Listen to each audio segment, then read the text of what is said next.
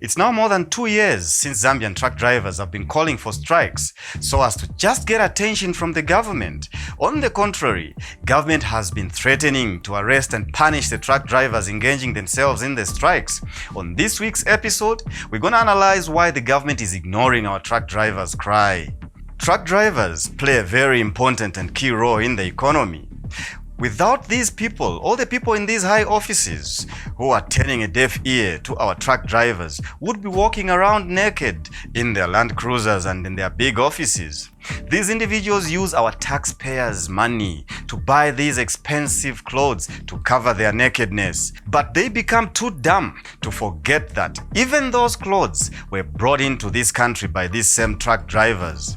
Spoons, plates, and the food to feed and fatten their pot bellies, television sets they watch in their mansions, dining tables, comfortable beds they sleep on every night, building materials they use to build their mansions, petrol to run their huge vehicles. All these things that make these people in high offices to enjoy their lives, and yet they insult and threaten to arrest our truck drivers just because they cry for a little salary raise. Zambian truck drivers are one of, if not the least paid in this part of Africa. From our economist's view, we would deeply and sincerely hope and desire that we do not have the majority of these trucks to be owned by government officials, because if that were the case, then that could be the cause to this problem. Now, if we allowed corrupt officials to own these trucks, these would solicit contracts, both government and private sector contracts, to carry fuel internationally.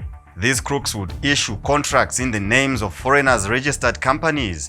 But when these companies get paid, they pay these corrupt officials, who would be the real owners of these trucks, while our truck drivers would only get a little salary from these officials owning these trucks. Now, if that were the case, it would leave the labor minister to be toothless, since this minister cannot voice out against fellow ministers or top officials owning these trucks. So, from our economic point of view, we should not allow cadres in the form of ministers or any top officials to own these trucks. It would be better for us as government to own these trucks and hence cut off the foreign contractors in the registering of these transportation companies. This would enable us to pay our truck drivers enough money or wages in accordance to their difficult job.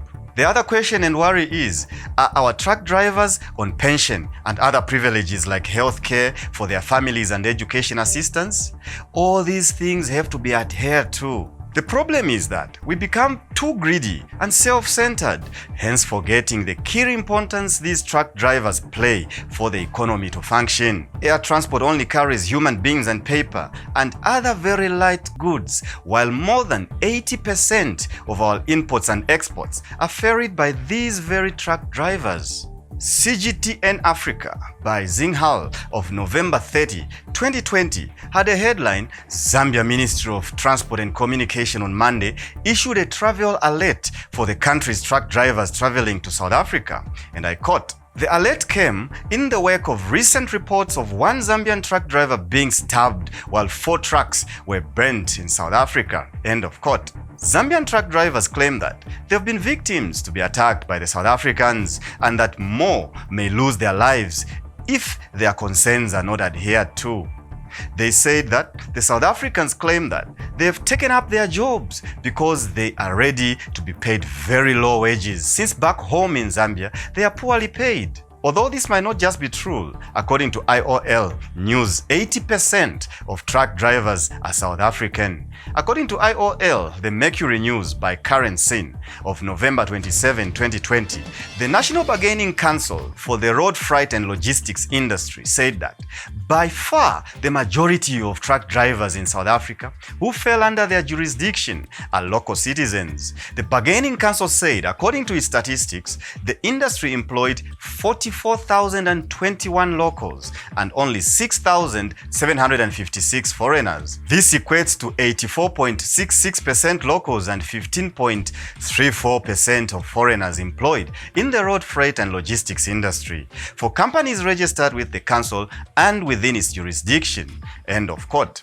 Nevertheless, the true side of the story is that, yes, Zambian truck drivers are poorly paid. Some truck drivers claim to be receiving as low as 1,800 kwacha to 2,900 kwacha per month. Some even getting lower than 1,000 kwacha. This inclusive of benefits of housing and other bills. This is very unfair indeed. These salaries are very low compared to what others are getting in other countries with considerable and considerate government authorities. Government should never forget that truck drivers are very essential in the economy's production chain. Truckers are basically the wheels of driving our economy. These go through very harsh conditions, ranging from exposure to road accidents, raids from criminals, South African xenophobic attacks, sickness exposure including COVID-19, illness due to long hours on the road, while most of the people in these high offices are busy enjoying big aircons in big government offices and courageously insulting our truck drivers when they call to behead.